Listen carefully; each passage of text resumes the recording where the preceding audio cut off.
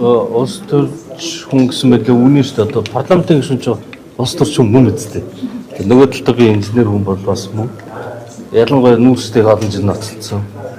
Газрын тос, байгалийн хий, нүүрс гэдэг эрчим хүчний их усүр түлшний технологийн хагас кокс хөх нүүрс гэдэг юмыг эсэргүүцхийн тулд эсэргүүцээгүй. Тэр барьсан, 3 жил ажилласан, зарим айлууд шатааж үдсэн.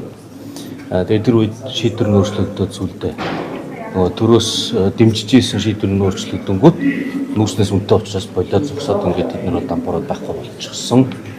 Одоо яагаад буцаад энийг гаргаж ирэхээр би эсэргүүцээд байна гэхээр нэгдүгээрт Монгол хүмүүс гэртээ дулаацахтаа асуудлаа өөрсдөө шийдэж сурыг. Энэ бол бүр зарчмын асуудал. Гадаадаас нүүрс авчирч дүүдэн тийм хачим гэж юу гэдэг. Хоёрдугаарт нь хагас кокс бол биш тэ тортог багтаа удаа улаасаа л ингээл юм улаасан чулуу шиг ингээл байдаг хгүй. Үнэтэй хөх нүүрс хагас кокс буюу ердийн нүүрсийг 500 градус жигнээд маш том үйлдвэр дээр тэгээд нөгөө уурсдаг тортгийг нь ялгаж аваад шингэн хий болгоод дараа нь тэрэнд хайж болохгүй амар хортоо ашиглаж чадах юм бол химийн үйлдвэрийн түүх хийж тэгээд тэрийг нэг бол зарна эсвэл шатаана тэгээд бөө юм болоод гаргаж ирсэн түүхий эдэн үнэгүй авч байгаа хийжсэн түүхийдээ шахамтлан 600 мянга бол энэ хэд болох бид нар мэдэхгүй байна. Ерөөсөө үнэгүй болчихноо ингээд дайвраар цахилгаан үйлдвэрлээд энэ төр гээд эсвэл яриад ийдин тэр нь батлагдсан дэй зүг байхгүй. Тэгэхээр энэ бол маш өндөр өртөгтэй.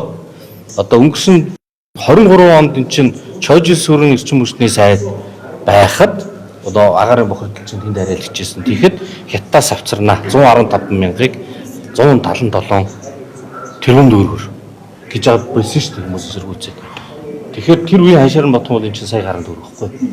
Тэгэхээр ер нь бол миний баримжаагаар ийм хагас коксын төлш бол үйлдвэрлэгээд нэг сая 500 2 сая төгрөг болно. Нэг тонн.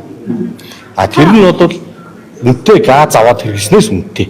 Цахилгаанаас хамаагүй үнэтэй. Тийм утгагүй буцаад чинь хэдий сайхан дүрсч гисэндээ дүн өвлийн хөдний үеэр утаагаар гараар багсарна. Тийм их мөнгө зараад бөөн стресс, бөөн эсэргүүцэл, дараа нь хүн амьд угаардах чинь билүү ингээд буцаад тархиа шааж яхаар найдвартай мөнгө оруулах. Найдвартай юм хаана вэ? Нэгдүгээр миний гэр, таны гэр дулаан байсан тухтай бай. Илүүдээ гарсан мөнгө бол тийш нь 2-300 тэрбум орчин одоо асар олон байшин дулаалж болно. 20-30 мянга гэр. Хоёрдугаарт нь 2-300 тэрбумаар цахилгаан станц орчихлоо. Дулааны станцууд барьж болно. Эргээд харамсахын байхгүй. Эрсдэл байхгүй. Бити гэмээ юм мөнгө зараад.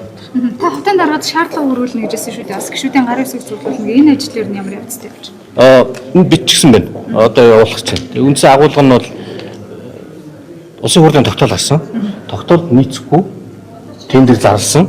Тендерээ цуцлаа л гэдэг. Тэр гурван компани ямар нэг нөгөөх бол Монгол улсын ерөнхий сайд улсын хурлын энэ тогтоолын дагуу нөгөө үндэсний агарын бохирдлын үндэсний хороог ахлахаар ингэж тогтоол гарсан. Тэгэхээр тэр үндэсний хороогоор шинжилэн зохион байгуулад төрүүчийн үндэсний хорооны гаргасан шийдвэр буюу хятадаас нүүрс авна гэдэг шийдвэрийг цуцлах асуудал нь Монгол улсын ерөнхий сайдын асуудал. Тийм болохоор нөгөөх нь бол ерөнхий сайд руу хандсан ийм бичиг бол явна. Тэр нь магадгүй харьяа байнгын хороогоор дамжиж явах. Хичнээн гişүүд тэмцэн бай. Тийм шүү. Энд одоо түншнээс ихтээс хамааралтай авах хэрэгтэй. Таны энэ шаардлагыг хичнээн гişүүд тэмцэн бай.